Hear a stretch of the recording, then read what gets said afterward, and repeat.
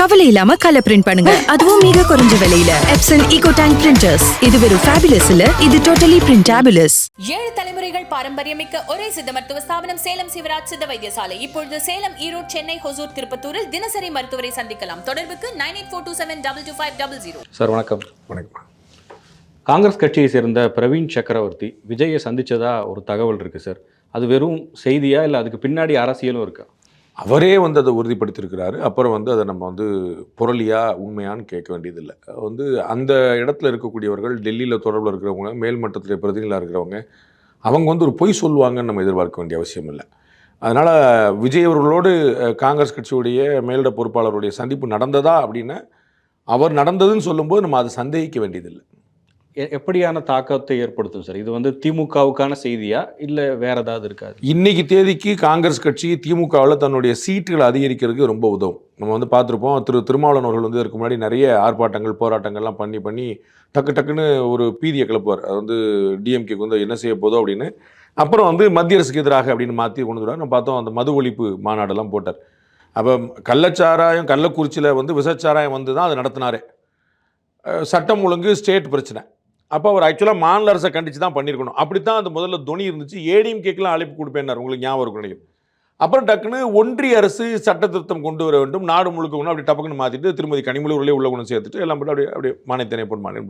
அப்போ அதோடைய பர்பஸ் என்னென்னா, பாஸ் நாங்கள் போன முறை மாதிரி 6 சீட்டில் செட்டில் ஆக மாட்டோம், இதுதான் செய்தி. அதுபோல் இன்னைக்கு இதே திரு பிரவீன் சக்கரவர்த்தி அவர்கள் தெற்க கூட்டத்தில் பேசும்போது, நாங்கள் 117 தொகுதியில் மனசில் வச்சு நாங்கள் ஃபோக்கஸ் பண்ணி வேலை பார்க்குறோம், சீட்டு கேட்குறோன்னு சொல்லலை. But we are focusing on 117 கான்ஸ்டியூன்சிஸ்னார். அப்போ என்ன அர்த்தம், நாங்கள் பழைய கணக்கில் அந்த 25-27ங்கிறதுக்கெலாம் நாங்கள் வரமாட்டோங்க அப்படிங்கிற ஒரு கணக்கு தான். ஸோ அது கூட்டணியாக தங்களுடைய சீட் எண்ணிக்கை அதிகரிக்கிறதுக்கு உதவும். முதல் பாயிண்ட். அது இல்லைன்னா எங்களுக்கு வேறு வழி இல்லைன்னு முன்னாடி இருந்துச்சு. முன்னாடி தாவேக்கா இல்லாத சிந்தனையை யோசிச்சு பாருங்களேன். தாவேக்கான்னு ஒரு கட்சியே தமிழ்நாட்டில் இல்லைன்னு யோசிச்சிங்கன்னா ஏடிஎம்கே டிஎம்கே தான். மக்கள் நல கூட்டணி ஒரு பயங்கரமான ஒரு ஃபெயிலியர் ப்ராடக்ட். அதனால் அது அந்த மாதிரி தனியாக ஒரு பரிச்சார்த்த முயற்சி வேறு யாரும் பண்ண முடியாது. ஏடிஎம்கே கூட பிஜேபி இருக்குது, அந்த பக்கம் போக முடியாது. இப்போ ஏடிஎம்கேவும் காங்கிரஸும் கூட்டணி வச்சவங்க தான். சோனியா காந்தி அவர்களும் செல்வி ஜெயலலிதா அவர்களும் கூட்டணி வச்சவங்க தான். ஸோ அந்த பக்கம் பிஜேபி லாக் ஆயிடுச்சு. அப்போ காங்கிரஸுக்கு வேறு வழி இல்லாமல் இருக்கும், திமுகவுக்கு அப்பர் ஹேண்ட் இருக்கும். இப்போ எங்கே போவேன், கோச்சுனா கோச்சிட்டு போ, புரியுதுங்களா? அப்படி இப்போ அப்படி இல்லை, எங்களுக்கு கதவு திறந்துருக்கு. அப்போனா திமுகவுக்கான சமிங்கை இது கூட்டணி வெளியே போயிட்டாங்க, தாவேக்காவோட காங்கிரஸ் கூட்டணி சேர்ந்துருச்சு, இந்த பிஸ்னஸ்லாம் இல்லை, அது செகண்டரி. முதல் விஷயம் பாஸ் நீங்கள் கொடுக்குற சீட்டை வாங்கிட்டு போகிற இடத்துல நாங்கள் இல்லை, எங்களுக்குன்னு ஒரு டிமாண்ட் இருக்குது. ரெண்டுக்கு நடுவில் ஒரு நம்பர் பேசி முடிச்சுடுவோங்கிறது தான் செய்தி. அதில் திமுக ஒத்து வந்துருச்சுன்னா ஆல் ஃபைன். ஏன்னா காங்கிரஸின் முதல் தேர்வாக திமுக தான் இருக்கும், அதில் குழப்பம் இல்லை. அங்கே இல்லைன்னா எனக்கு போக்கிடம் இருக்குது அப்படிங்கிறதா, கோச்சிக்கிட்டு நான் அம்மா வீட்டுக்கு போயிடுவேன் அப்படிங்கிறது தான் அதில் பாயிண்ட்டே தவிர, நீங்கள் சொன்னதெல்லாம் கேட்டுக்கிட்டு இருப்பேன், அடி வாங்கிட்டு இருக்க வேண்டிய அவசியம் எனக்கு இல்லை அப்படிங்கிறது தான் அதில் உள்ள செய்தி. அதற்கு பிறகு என்ன நடக்குங்கிற we have to wait and watch. DMK எப்படி ஹேண்டில் பண்ணுவாங்க சார்? அவங்களும் இதெல்லாம் கவனிச்சுக்கிட்டு இருப்பாங்க. திமுக தன்னுடைய தொகுதியில் விட்டு கொடுக்கும். வரலாற்றில் மிக குறைவான தொகுதிகளை போட்டிட்ட ஒரு முக்கியமான ஆளுங்கட்சியாக திமுக இருந்திருக்கு. 112 சட்டமன்ற தொகுதியில் போட்டிட்டு இருக்காங்க ஒரு தேர்தலில். 112 ஆட்சியை பிடிக்கிறதுக்கே 118 வேணும், போட்டிட்டதே 112 திமுக. அப்போ அவ்வளோ தூரம் விட்டு கொடுக்கக்கூடியவங்க. நம்ம பார்த்தோம் 2006 நினைக்கிறேன், FM நாட் ராங், 2006 11 ஞாபகம். அதில் 63 நாயன்மார்களாக காங்கிரஸ் கட்சி போனாங்க, பஞ்சபாண்டவர்களாக வந்தாங்க, 5 சீட் தான் ஜெயிச்சாங்க. 63 சீட்டு அட்டம் பிடிச்சி வாங்கிட்டு 2011 நினைக்கிறேன், அதில் 5 சீட்டு தான் ரிட்டர்ன் வந்தாங்க.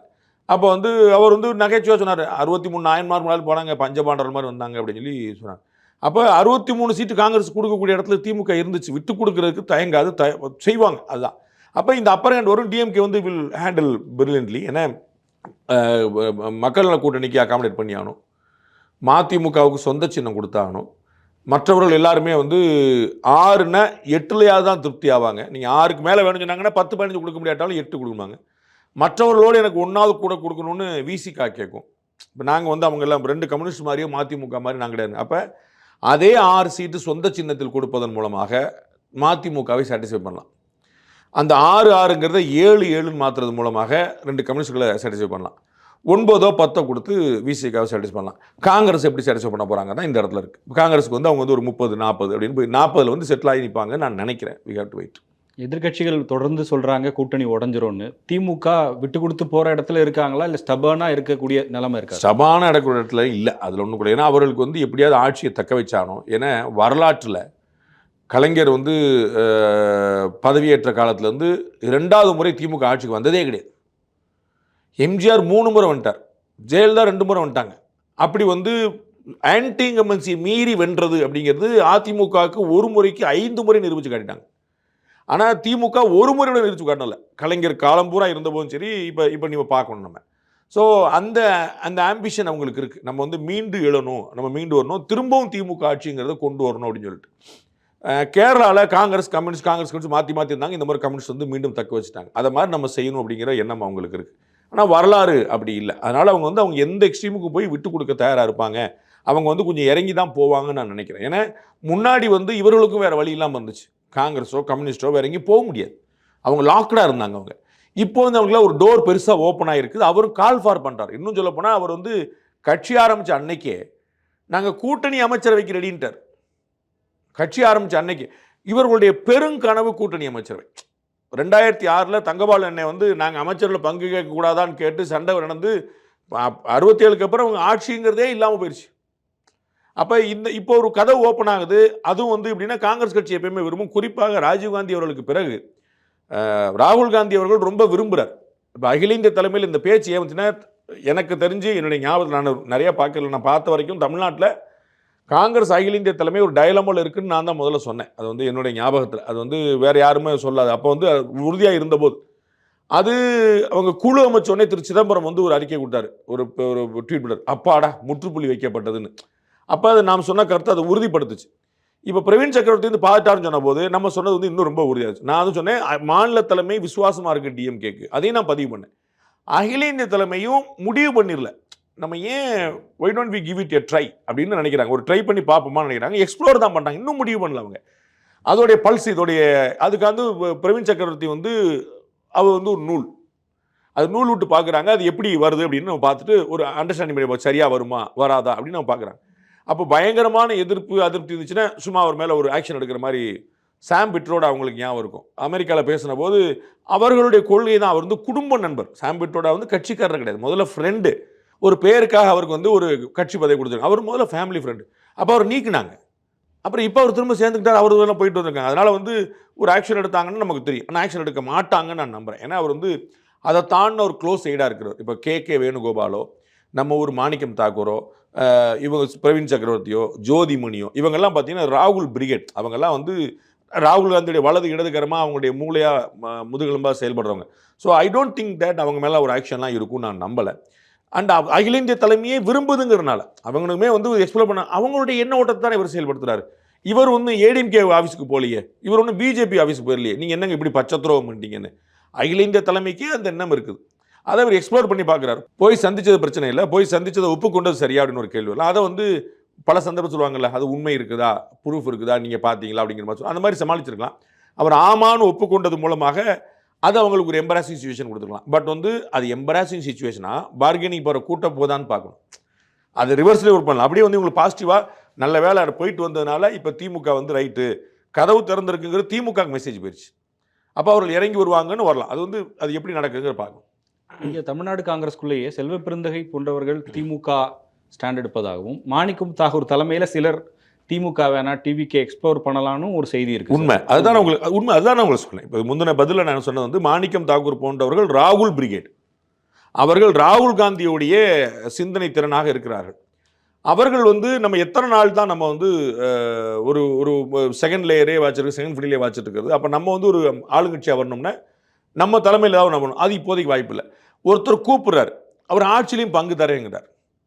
அப்போ எக்ஸ்ப்ளோர் பண்ணுறாங்க. இப்போ நீங்கள் வந்து தாவேக்கா கூட காங்கிரஸ் சேர்ந்துச்சு வச்சுக்கோங்களேன், ஆட்சியை பிடிக்க முடியுதா இல்லையான்னு சொல்ல முடியாது அடுத்துக்கிட்ட. ஆனால் மண்ணா போயிடாது, ஒன்றும்லாம் போயிட்டாங்கப்பா, போய் 2 எம்எல்ஏ இதுக்கு தேவையா எவ்வளோ வாய் பேசுனாங்க அப்படிங்கிற இடத்துக்கு போயிடாது.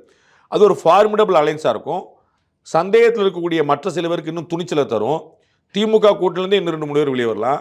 அதிமுக பாஜக கூட்டில் இன்னும் ஐக்கியப்படுத்திக் கொள்ளாத பலரும் உள்ளே வரலாம். அது மாதிரி வந்து அது ஒரு தமிழ்நாடு இதுவரை காணாத ஒரு வலுவான மும்முனை போட்டியை சந்திக்கும். காங்கிரஸும் தாவேக்காவும் இணைந்தால் அது இதுவரைக்கும் யார் மக்கள் நல கூட்டணி மாதிரி ஒரு அலைன்ஸாக போயிடாது. நல்ல ஓட்டு வாங்குவாங்க. சீட்டு வாங்குவாங்களா இல்லையாங்க நம்ம அடுத்த கட்டமாக நம்ம பார்க்கணும் யார் யாரெல்லாம் சேர்ந்தாங்க. அப்போ வந்து அப்படி ஒரு சந்தர்ப்பம் இருக்கிறதுனால காங்கிரஸ் அதை எக்ஸ்ப்ளோர் பண்ணி பார்க்க. ராஜீவ்காந்தி பீரியடில் மூப்பனார் அவர்களை முன்னிறுத்தி எம்ஜிஆரோடைய மறைவுக்கு பிறகு இதை ட்ரை பண்ணாங்க. 89 அதை ட்ரை பண்ணாங்க. வந்து தெளிவாக தெரியும். எம்ஜிஆர் மூப்பனார் அவர்கள் மாநில தலைவராக இருக்கும்போது தனித்து போட்டிட்டாங்க. அன்னைக்கு ஜெயலலிதா அவர்களுடைய அதிமுகவுக்கும் சேவல் ரெட்டைப்புறான்னு ரெண்டாக பிரிஞ்சது. அப்போ சேவலில் இருந்த ஜெயலலிதா அவர்களுக்கும் இவங்களுக்கும் ஒரு 3% டிஃபரன்ஸ் தான். காங்கிரஸுக்கு நல்லா வந்தாங்க. ஒரு 2-3 தேர்தலுக்கு தொடர்ந்து இருந்தாங்கன்னு அவங்க வந்து ஒரு பெரிய போட்டி ஏற்படுத்தியிருக்க முடியும். பட் அவங்க வந்து அது முதல் தேர்தலே வந்து பயந்து டக்குன்னு போய் சேர்ந்து எல்லாம் போயிட்டாங்க. ஒரு நல்ல போட்டியை கொடுத்தாங்க. அந்த மாதிரி வந்து இப்போ வந்து திரும்ப அந்த முயற்சி தொடருது. அது வந்து செயல்படுத்துகிறாங்களா இல்லைன்னு பார்க்கணும். விஜய் இதை எப்படி எடுத்துப்பார் சார்? காங்கிரஸ்லேருந்து வந்திருக்க சிக்னலாக எடுத்துப்பாரா? அவருக்கு வந்து கொண்டாட்டம் தான். அவருக்கு ஒரு கொண்டாட்டம் தான். அண்ணன் செங்கோட்டை நினைகிறாரு, அண்ணன் நாஞ்சில் சம்பத் நினைகிறாரு, காங்கிரஸ் வந்து பேசுதுன்னு மோஸ்ட் வாண்டட் பார்ட்டியாக அவர் தன்னை அடையாளப்படுத்துவார். அதுக்கு வந்து சிச்சுவேஷனே உதவுது. அவர் முன்னிறுத்தி அவருக்கு காங்கிரஸ் தலைமையோட நல்ல நட்பு உண்டு. அவருக்கு வந்து திரு ராகுல் காந்தியோட நல்ல புரிதல் உண்டு. நம்ம பார்த்தோம் கரூர் ஸ்டாம்பேட்டில் போய் அவர் பேசினாங்கன்னு நம்ம கேள்விப்பட்டோம். அப்போ வந்து அவரால் ஒரு சில விஷயம் ரீச் பண்ண முடியும். ஆனால் காங்கிரஸ் கட்சி வந்து விஜயோட பெருசு. காங்கிரஸ் ஆஸ் அ பார்ட்டி தமிழ்நாட்டில் காங்கிரஸ் பெருசாக இல்லை, but Congress is party. So அவங்களுக்கு நிறைய கான்சிக்வன்சஸ் யோசிக்க முடியும். அவங்களுக்கு ஒரு சங்கடம் என்னங்கிற பாருங்க. இப்போ அந்த கூட்டணி அமையாமல் போவதற்கான வாய்ப்பு என்னன்னு பாருங்க. தாவேக்காவும் காங்கிரஸும் சேராமல் இருக்கிறதுக்கான ஒரு வாய்ப்பு இருக்குது. என்ன வாய்ப்புன்னு, இந்தியாவிலேயே இந்தி கூட்டணி லைவ்ல இருக்கிற ஒரே இடம் தமிழ்நாடு மட்டும்தான். கேரளாவில் அந்த கூட்டணி கிடையாது. சரிங்களா? வெஸ்ட் பெங்காலில் கழட்டி விட்டாங்க மம்தா பானர்ஜி. சிவசேனா மகாராஷ்டிராவில் கழட்டி விட்டுருச்சு. அகிலேஷ் யாதவ் நீங்கள் வா உனக்கு வச்சுக்கிறேன்ட்டார் பீகாருடைய பாடத்தில். பீகாரில் பெரும்பாடு படுத்தி போனா போதுன்னு சேர்த்தாங்க. டெல்லியில் ஆம் ஆத்மி கழட்டி விட்டுச்சு. எங்கேயுமே இந்தி கூட்டணினே ஒன்று இல்லை. இந்தி கூட்டணின்னு ஒன்று லைவ்ல இருக்கிறதே தமிழ்நாட்டில் ஒன்று தான். இவர்கள் தான் சொல்கிறாங்க இந்தியா கூட்டணி. இன்னைக்கு வரைக்கும் அண்ணன் திருமாவளவன் சொல்லும்போது இந்தியா கூட்டணி அவர் தான் சொல்லிட்டு இருக்காரு. ஸோ இந்த அலையன்ஸுங்கிற ஒரு கனவே இங்கே தான் பாக்கி இருக்குது. இல்லாட்டி ஆளாளுக்கு போயிட்டாங்கன்னா காங்கிரஸ் தனித்து விடப்படும். உங்களுக்கு புரியுங்களா? அந்த ஆபத்தை அவங்க யோசிப்பாங்க. ஆனால் இன்னொன்று யோசிக்கலாம், அது 2029 தான். இப்போ 2024 தனித்து போட்டிக்கிட்ட அதிமுகவும் பாஜகவும் 26க்காக 25 சேர்ந்துக்கிட்டாங்க. அது மாதிரி நாம் இன்னைக்கு தனித்து போட்டிடுவோம். 29க்கு இன்னும் காலம் இருக்குல்ல, தேர்தல் முடிவு சரியாக வரலன்னு திரும்ப போய்க்கணும் அப்படின்னு அவங்க. ஏன்னா அன்னைக்கும் திமுக காங்கிரஸ் தேவைப்படும். உங்களுக்கு புரியுங்களா? காங்கிரஸ் கட்சி இல்லாமல் பாராளுமன்ற தேர்தலை திமுக எதிர்கொள்ளாது. அதாவது ஒரு தேசிய கட்சி இல்லாமல், காங்கிரஸ் கட்சிகளோட ஒரு தேசிய கட்சி இல்லாமல். அப்போ அவங்களுக்கு அதனால என்ன நினைப்பாங்க, நமக்கு எப்படி பார்த்தாலும் அப்பர் ஹேண்ட் தான். We have nothing to lose. தமிழ்நாட்டில் நம்ம ஆட்சி இழந்துட போகிறோமா? நம்ம ஆட்சியிலே இல்லை. So this is the right time to take the risk அப்படின்னு காங்கிரஸ் கட்சி நினைக்கும். பட் சோனியா காந்தி அவர்களுக்கு வந்து திமுக மேலே ஒரு மிகப்பெரிய மரியாதை இருக்குது. அவங்களுக்கு வந்து பெரிய ஒரு பற்றும் பாசமும் டே ஒன்லேருந்து இருக்குது. கலைஞர் அவர்கள் காலத்துலேருந்து இருக்குது. உங்களுக்கு தெரிஞ்சிருக்கும், டெல்லியிலேருந்து சோனியா காந்தி அவர்களோ மன்மோகன் சிங் அவர்களோ பிரணாப் முகர்ஜியோ வந்தபோதெல்லாம் கூட அவர்கள் வந்து சத்தியமூர்த்தி பவன் போனவர்களை விட கோபாலபுரம் போனவர்கள் தான் அதிகம். சத்தியமூர்த்தி பவனுக்கு இன்ஃபேக்ட் போகவே மாட்டாங்க, இங்கே தான் வருவாங்க. அவர்களுடைய கூட்டமாகவே இருந்தாலும் எங்கே ஸ்டார் ஹோட்டல் இருப்பாங்களே அந்த பக்கம் போக மாட்டாங்க. அப்போ அந்தளவுக்கு இருந்தாலும் ராகுல் காந்தி அவர்களுக்கு மட்டும்தான் ஒரு மாற்று பார்வை உண்டு. அது அம்மா பேச்சா புள்ள பேச்சா எது எடுபட போகுது அப்படின்னு பார்க்கணும். இப்போ அதே நேரத்தில் மற்ற கூட்டணி கட்சிகள் இதை எப்படி பார்ப்பாங்க சார்? இப்படி ஒரு விஷயத்தை காங்கிரஸ் ட்ரை பண்ணி பார்க்குதுங்கிறத திமுகவோடு இருக்கிற பிற கட்சிகள் எப்படி பார்ப்பாங்க? அவங்களுக்கு ஒரு பம்பர் பிரைஸ். அவர்கள் தாவேக்காவே எக்ஸ்ப்ளோர் பண்ணுறதுக்கான ஒரு நல்வாய்ப்பு. தாவேக்காவோட இப்போ போக மாட்டாங்க. விடுதலை சிறுத்தைகளுக்கு அந்த ஆசை இருக்குது. விடுதலை சிறுத்தைகளுமே மதிமுகவுமே 2 கம்யூனிஸ்ட், இந்த கட்சி திமுகவோட இருக்கக்கூடிய எல்லா கட்சிகளுக்குமே நேச்சுரலாக ஒரு கேரக்டர் உண்டு சார். அவர்கள் திமுக அதிமுக அல்லாத ஒரு ஆட்சி அமைக்க விரும்புகிறவர்கள். அதுதான் அவங்களுடைய நேச்சுரல் குணம். அவங்களுக்கு வந்து அந்த மனதில் திரு மூப்பனாருடைய டாக்டரின் வந்து திருமாவளவன் உண்டு. அவர் தான் அவருடைய மென்டாராக இருந்து வழிநடத்துவார். அப்போ அதிமுக திமுக இல்லாத ஒரு கட்சியை கொண்டு வரணும் அப்படிங்கிறது அவங்களுடைய எண்ணம். அதற்கு தான் அவங்க மக்கள் நல கூட்டணி உட்பட பல சந்தர்ப்பங்களில் அந்த முயற்சியில் பண்ணிகிட்டே இருந்திருக்கிறாங்க. ஆனால் சாத்தியம் இல்லைங்கும் போது நமக்கு ஒத்து வரக்கூடிய திமுகவோடு இருக்கிறாங்க. அப்போ இந்த மாதிரி ஒரு சாத்தியப்படும் அப்படின்னா அவங்க வந்து they will explore. பட் பெரிய கட்சிகள் எதுவுமே இல்லாமல் வெறும் தாவேக்காவை நம்பி போக முடியாதுன்னு அவங்களுக்கு தெளிவாக தெரியும்.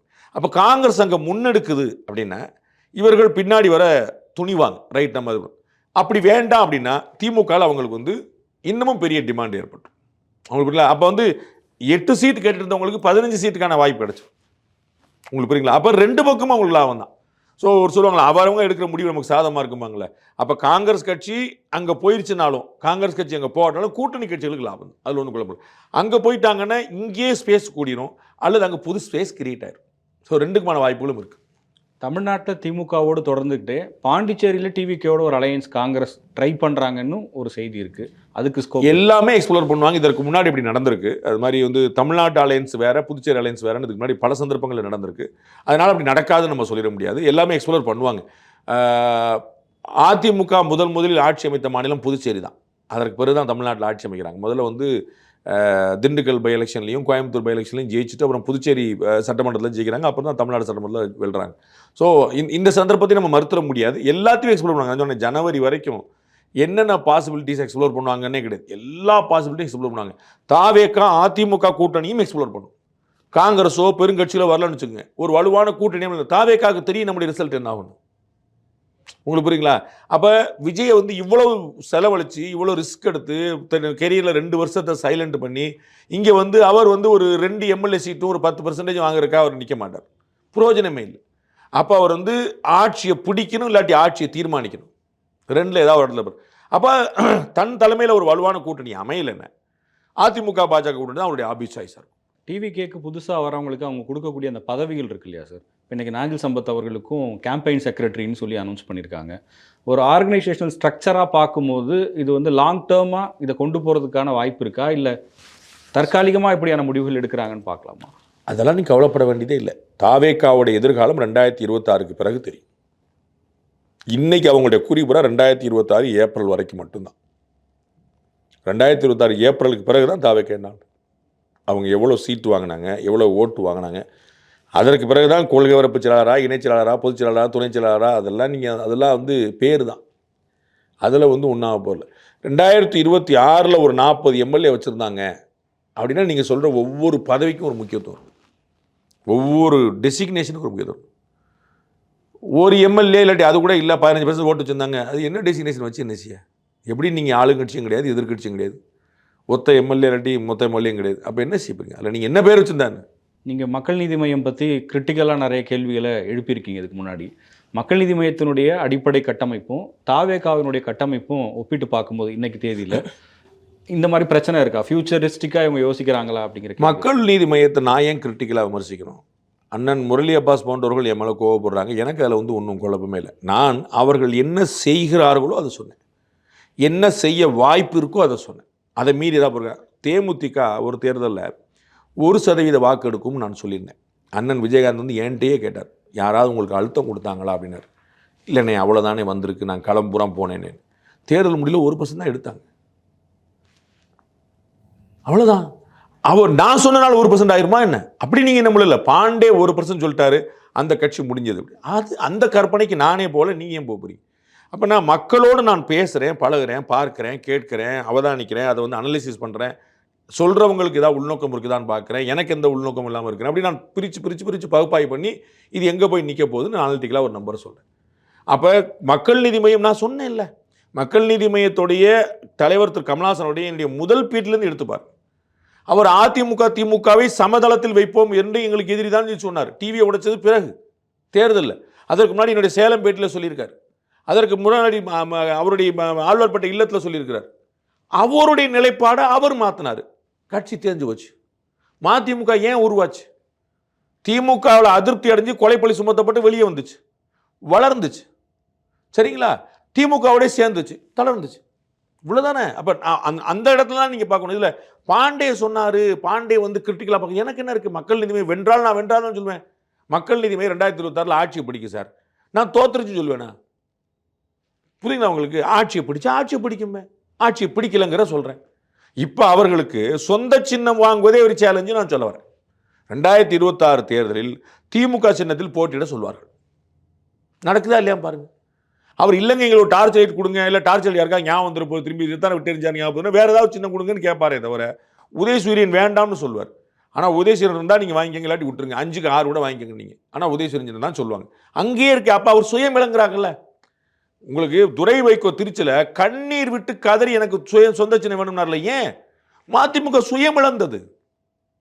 6 சட்டமன்றம் எல்லாருக்கும் கொடுத்தாங்க, மதிமுகவும் கொடுத்தாங்க, உதயசூரியன் கொடுத்தாங்க. உங்களுக்கு புரியுங்களா? அப்போ இன்னைக்கு என்ன, 4 சட்டமன்ற உறுப்பினர்கள் விடுதலை சிறுத்தைகளுக்கு இருக்குது, 2 எம்பி இருக்குது.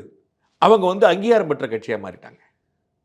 இது இல்லை, அங்கீகாரம் பெறாத கட்சியாக மதிமுக உட்கார்ந்துட்டு. உங்களுக்கு புரியுங்களா? முதுபெரும் தலைவரில் நீங்கள் அண்ணன் திருமாவோட வைகோ நீங்கள் ஒரு மதிப்பெண் கூட வைப்பீங்களா? நீங்கள் அதில் ஒன்று அவருடைய அனுபவம், அவருடைய வயது அது பார்ப்பீங்களா? அண்ணா காலத்திலேருந்து இருக்கக்கூடியது. ஆனால் அவருடைய கட்சி அங்கீகாரமே பெறலை. அண்ணன் திருமாவுடைய கட்சி அங்கீகாரம் பெற்ற கட்சியாக மாறிச்சு. 4 சட்டமன்ற உறுப்பினர், 2 பாராளுமன்ற உறுப்பினர். அதைத்தான் நான் சொல்றேன். நீங்க சொந்த சின்னத்தில் போட்டியிட்டா தான் உங்களுக்கு வாய்ப்பு. சீமான் கட்சிக்கு எப்படி கிடைச்சது? ஒரு எம்எல்ஏ ஒரு எம்பி கிடையாது. 7.5% ஓட்டு, 35 லட்சம் ஓட்டு வாங்கி நிற்கிறார். நீங்க அப்போ மதிமுக நமக்கு பிறகு வந்து எல்லா கட்சிகளும் அங்கீகாரம் பெறுகின்றன அடையாளம் பண்ண நம்ம இப்படியே நினைப்பாங்கல்ல. அதுதானே கமலஹாசன் அவர்களுக்கும் நான் சொல்லிட்டு இருக்கிறேன். கமலஹாசன் அவர்கள் சொந்த சின்னத்தில் போட்டிட்டாருன்னா கௌரவம் மிஞ்சும். வெற்றியோ தோல்வியோ அடுத்த வாய்ப்பு. அவர் உதயசூரியன் சின்னத்தில் அப்புறம் அது மக்கள் நீதி எங்க இருக்காது? திமுக தானே. அதுதான் சொன்னேன். ஸோ அடுத்த பாயிண்ட், மக்கள் நீதி மையத்தையும் தாவேக ஒப்பிடவே முடியாது. மக்கள் நீதி மையத்துக்கு ஆரம்பமே சிங்கிள் டிஜிட், 3%, 4%. விஜயகாந்த் அவருடைய தேமுதிகவுடைய ஓப்பனிங் 8%. அங்கே இல்லை அவங்க. தாவேகாக்கு இன்னைக்கு தனியா போட்டி, எந்த கூட்டணியும் இல்லாம தாவேகா தனியா போட்டிட்டா ஒர்ஸ்ட் பெர்ஃபார்ம் பண்ணாலே 10% நிற்கும். தாவேகா கூட யாருமே சேரல. தாவேகா மோசமா பண்ணிருச்சு. அப்படினாலே 10%. அதாவது இவருடைய ஒர்ஸ்டே அவங்களுடைய பெஸ்டோட கூட இருக்கும். அதனால நீங்க வந்து தாவேகாய் மக்கள் நிமித்தையும் கம்பேர் பண்றதே நியாயம் இல்லை. அண்ட் இவர் ஸ்ட்ரக்சரலாக ஸ்ட்ரென்தன் பண்ணிட்டே போறார். இவர்கிட்ட இன்னும் புது ஆள் சேர்றாங்க. அண்ணன் கமலஹாசன் இருந்து ஒவ்வொரு ஆளா கலந்துருக்காங்க. யார் சேர்ந்திருக்காங்கன்னு சொல்லுங்க, யார் கூட இருக்காங்கன்னு சொல்லுங்க. கட்சி ஆரம்பிச்ச நாள்ல இருந்து மகேந்திரன்ல இருந்து ஒவ்வொருத்தரா வெளியே தான் போயிட்டு இருக்காங்க. யார் இருக்கிறாங்க?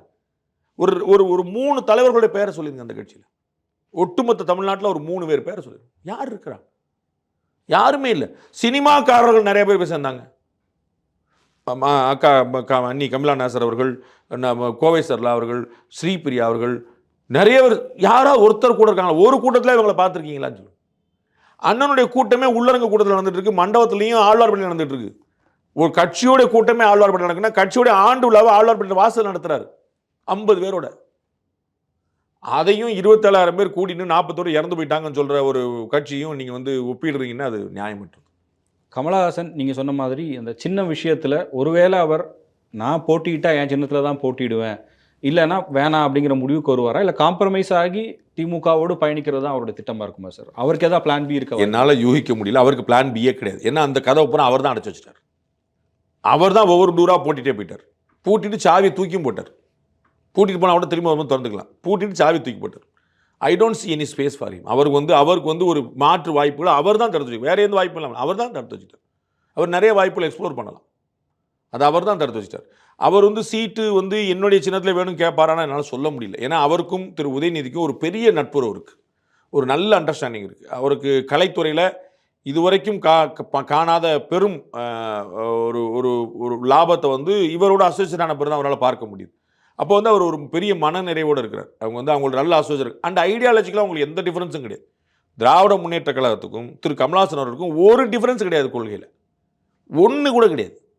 அப்போ அது வந்து அது இணக்கமாக போவாங்கல்ல. நீங்கள் ஏதோ ஒரு டிஃபரன்ஸ் இருக்குன்னா நான் எப்படிங்க உங்க கூட சேர்றதுங்கிற ஒரு உறுத்தல் இருக்கும்ல. இல்லை, ஒரு சின்ன சந்தேகம் வருது சார். கூட்டணி கட்சிகள் எப்போதுமே திமுக எந்த நிகழ்ச்சி ஆர்கனைஸ் பண்ணாலும், ப்ரொட்டஸ்டாக இருந்தாலும் தவறாமல் எல்லா தலைவர்களும் போய் கலந்துக்கிறாங்க. பல நேரங்களில் கமலஹாசனை நம்ம பார்க்க முடியல. கட்சி சார்ந்த பிரதிநிதிகளை மட்டும்தான் அனுப்புகிறார், சென்னையில் இருந்தாலும் கூட. கமல் அவர்கள் வந்து ஒரு கட்சி தலைவருங்கிறத தாண்டி ஒரு செலிபிரிட்டி. அங்கே வந்து திசை திரும்பிடும். அப்புறம் அவருக்கான முக்கியத்துவம் அவர் வந்து வீரபாண்டியன் போல, சண்முகம் போல, திருமாவளவன் போல வரிசையில் நின்று வாழ்க வாழ்க போட முடியாது. கமலஹாசன் இதுவரைக்கும் நாம் பார்த்த சென்ட்ரல் ஸ்டேஜ் மட்டும்தான். அவர் வந்து மையத்தில் கட்சி மையத்தில் இருக்குதோ இல்லையோ அவர் மையத்தில் இருப்பார். அவர் வந்து பன்னெடுத்து இப்போ நீங்கள் திமுகவுடைய கூட்டணி கட்சி ஆர்ப்பாட்டம்னு வச்சுக்கோங்க. அப்போ கொஞ்சம் யோசிச்சு பார்த்துருங்க. திரு ஸ்டாலின், உதயநிதி, அட்லீஸ்ட் ஒரு அமைச்சர், அப்புறம் இந்த பெருமக்கள், அப்புறம் கமல்ல எப்படி இருக்கும்? நீங்கள் 2ஆக பிரித்தா கூட 4 இடம். நீங்கள் இந்த பக்கம் 2 பேர், இந்த பக்கம் 2 இருந்தால் கூட 4 இடத்துல போயிடும். அதனால தான் அவங்க யாரும் கூப்பிடும்ல. அப்படி ஒரு கம்ப்ளைண்ட் வரல உங்களுக்கு திமுக கூட்டணியில். அது என்ன கமல் வரமாட்டாரு அப்படிங்கிற கேள்விகள் இல்லையே. அவர் செலிபிரிட்டிங்கிறதையும் சேர்த்து ஞாபகம் வச்சுக்கணும். திரு விஜய் அவர்களை நீங்கள் இன்னொரு கட்சி தலைவராக நீங்கள் பார்த்துட முடியாது. டாக்டர் அன்புமணிக்கோ அண்ணன் சீமானுக்கோ இல்லாத ஒரு விஷயம் அவர்கிட்ட இருக்கு, அந்த திரைப்பிரபலம். அந்த ஒரு பிரபல்யம் வந்து ரொம்ப பெரிய விஷயம் அது இல்லையா? அது அப்போ அந்த கிரேஸ் வந்து ரொம்ப என்டையர்லி டிஃப்ரெண்ட்டானது. அதனால் வந்து கமலஹாசன் அவர்கள் ஏன் ஆர்ப்பாட்டத்துக்கு கலந்துக்கலன்னு திமுகவே கேட்க மாட்டாங்க. இறுதியாக ஒரு கேள்வி சார். சௌமியா அன்புமணி நடைப்பயணத்தை தொடங்கியிருக்காங்க. அன்புமணி முடிச்சாரு, இப்போ இவங்க 100 டேஸ்ன்னு ஸ்டார்ட் பண்ணுறாங்க. இதுக்கு பின்னாடி என்ன இருக்குது, சிக்னிஃபிகன்ஸ் எப்படி இருக்குது? பாமக யாருடையது அப்படின்னு அப்பாவுக்கும் பிள்ளைக்கும் மோதல். சட்ட ரீதியாக பிள்ளை ஜெயிச்சிட்டாரு.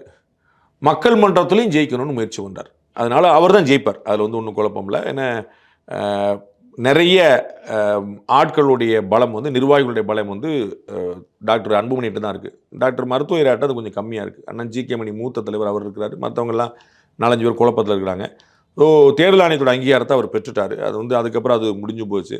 அதனால் வந்து டாக்டர் ஐயா வந்து இனிமேல் வேறு ஏதாவது பெருசாக பண்ண முடியுமான்னு தோணல. 2 பேருமே சேர்ந்து என்டிஏல வர்றதுக்கான முயற்சி தான் பண்ணிட்டு இருக்காங்க. பெரும் துயரம் என்ன அப்படின்னா, நானோ என்னுடைய அடுத்தடுத்த தலைமுறைகளோ நாங்கள் வந்து பாராளுமன்ற மக்கள் மன்றத்தில் கால் கூட வைக்க மாட்டோம் அப்படின்னு சட்டமன்றத்திலையும் பாராளுமன்றத்தில் வைக்க மாட்டோம்னு சொன்னவங்க குடும்பமே இப்போ அங்கே வந்து வெளியில் நிற்குது. வேறு யாரையும் விட doctor Ramadoss senior most, doctor Anbumani junior, Anbumani அவருடைய மனைவி, அன்புமணியுடைய அக்கா மருத்துவர் ஐயா கொண்டு வராங்க, சீனியர் கொண்டு வராங்க, மருத்துவர் ஐயாவுடைய பேரன், இப்படின்னு முதல் குடும்பத்திலேருந்தே 5 பேர் வந்து வெளியில் நிற்கிறாங்க. எந்த மருத்துவர் ஐயா வந்து நாங்கள் உள்ளேயே வரமாட்டோம்னு சொல்லி சொன்னாங்களோ அந்த மருத்துவர் குடும்பத்தில் 5 பேர் நிற்கிறாங்க. அது அந்த சமுதாய மக்கள் ஒரு பெரும் ஒரு பிட்ரையலுக்கு பார்க்குறாங்க. அவங்க வந்து என்னங்க இப்படி பண்ணிட்டீங்களேங்கன்னு. அதான் that's what I learn from that community. அந்த மக்கள்கிட்ட கீழே சாமானியமாக ஒரு விருதாச்சலத்துலேயோ விழுப்புரத்துலையோ தைலாபுரத்துலையோ பேசும்போது கிருஷ்ணகிரிலையோ தருமபுரிலையோ வந்து இப்படி ஆகிப்போச்சே அப்படின்றாங்க. அவங்க யாரும் மருத்துவர் ஐயா குற்றம் சொல்ல, உங்களுக்கு புரியுங்களா? மருத்துவர் ஐயா அப்படி பண்ணிட்டாருனோ அன்புமணி சண்டை போறாருன்னு சொல்ல, அவங்க எல்லாமே பாமக இப்படி ஆயிடுச்சு அப்படின்னு. ஆனால் அவங்க பாமகவை வன்னியர்களுக்கான ஒரே ஒரு குலக்குழுந்தா பார்த்தாங்க, நமக்குன்னு இருக்கக்கூடிய ஒரு அமைப்பாக பார்த்தாங்க. அது வந்து இல்லை, இப்போ நமக்கானதா அது குடும்பத்துக்கானதாங்கிற குழப்பம் வந்து பிலோ 40 இருக்கக்கூடிய இளைஞர்களுக்கு பெருசாக வெடிச்சிருச்சு. அதனால தட்ஸ் a ஹியூஜ் லாஸ். பாமகவில் நடந்தது அந்த கட்சிக்கான ஒரு பேரிழப்பு, ஈடு செய்ய முடியாத ஒரு இழப்பு. Thank you sir. ரொம்ப நன்றி.